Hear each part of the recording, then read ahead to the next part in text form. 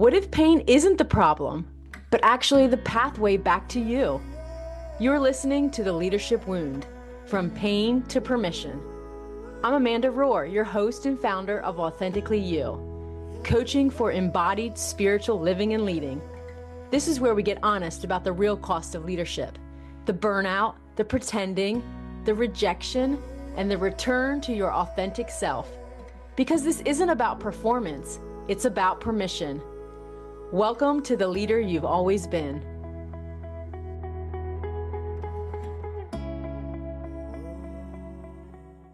What I'm learning is this: prophetic intuition is not about predicting the future. It's about perceiving what God is doing in the present moment before it becomes obvious. It's about being so attuned to God's heart that you begin to sense His direction, His timing, and the alignment with what you're doing with His doing. And all of this is before you have full clarity. Welcome back to The Leadership Wound. I'm your host, Amanda Rohr, founder of Authentically You, coaching for embodied spiritual living and leading. In the last episode, we talked about something that I believe is foundational to leadership, and that is that the vision was never the goal. That before God builds something through you, He begins forming something within you. And we talked about how over the last year and a half, God has been rewiring my own thinking around this truth, that God is the one who opens and closes the doors of my life. What God has prepared for me cannot be taken away by people or circumstances. And that truth has been anchoring me in a completely different way of leading, a way that is less about striving and more about trusting. But today I want to talk about something that sits right in the middle of that shift. Because once you begin to slow down, once you begin to return your mind to truth, there's a question that naturally comes up. How do I actually know what God is doing? How do I recognize His movements before I take action? Because sometimes the hardest part of leadership isn't doing something, it's knowing when to move. If you're anything like me, you've probably felt this tension before. You sense something. Maybe it's a nudge, an idea, or a stirring. But you're not sure. Is this God? Is this me? Is this just a good idea? And so what do? We either overthink it, we rush it, we ignore it. And what I've been learning over the last year and a half is that discernment is not about having perfect clarity. It's about learning to recognize the voice and movement of God through relationship. We often want a formula, we want steps, we want a checklist that tells us, yes, this is of God and this is of me. But that's not how it works, because God is not a formula. He's a person. And discernment is not a skill that you master overnight. It's a relationship that you grow into. As Jesus says in John 10:27, "My sheep listen to my voice, and I know them, and they follow me." Notice what He doesn't say. He doesn't say my sheep analyze my voice or my sheep figure out everything perfectly. No, He says they listen, they recognize, and then they follow. That's relationship. That's relational. This is where I want to talk about something that I've been asking God about very intentionally. And that is this idea of prophetic intuition. I want to demystify it for a little bit, because when we hear that phrase, prophetic intuition, we can often feel intimidated, unclear, or that it's reserved for certain people. But what I'm learning is this: prophetic intuition is not about predicting the future. It's about perceiving what God is doing in the present moment before it becomes obvious.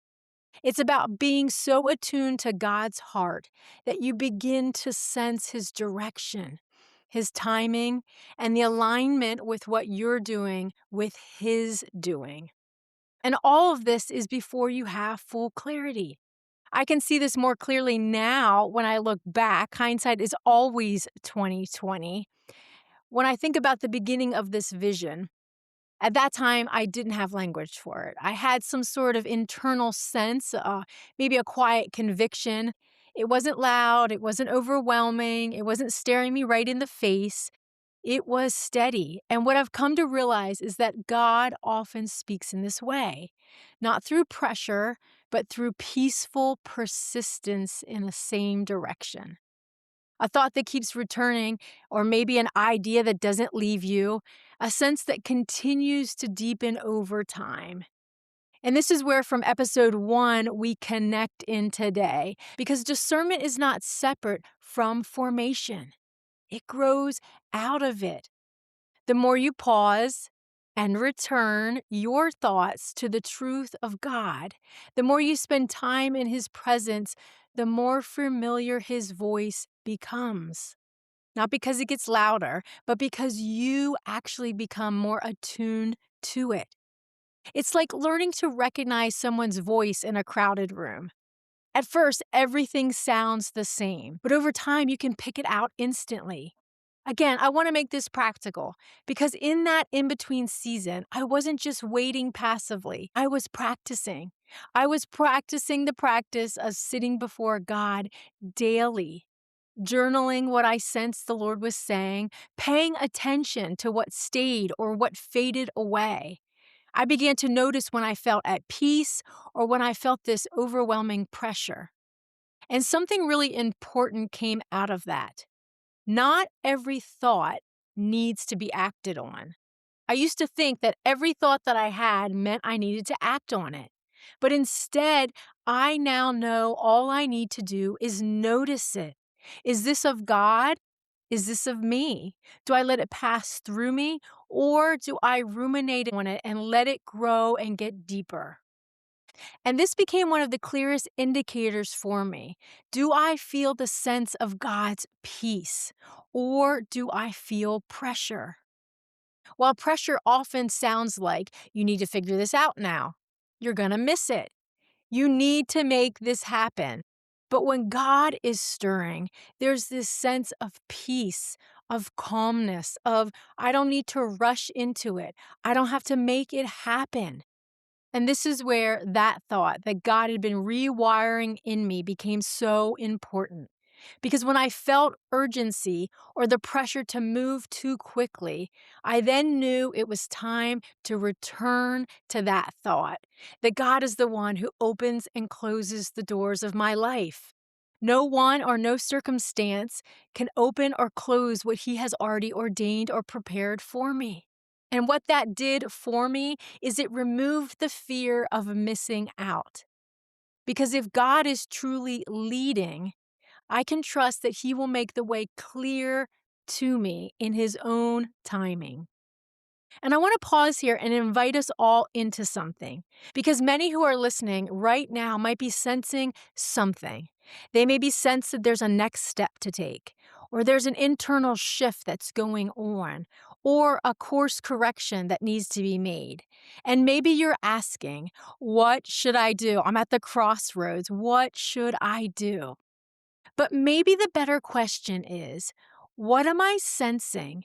And have I given myself permission and space just to sit and listen?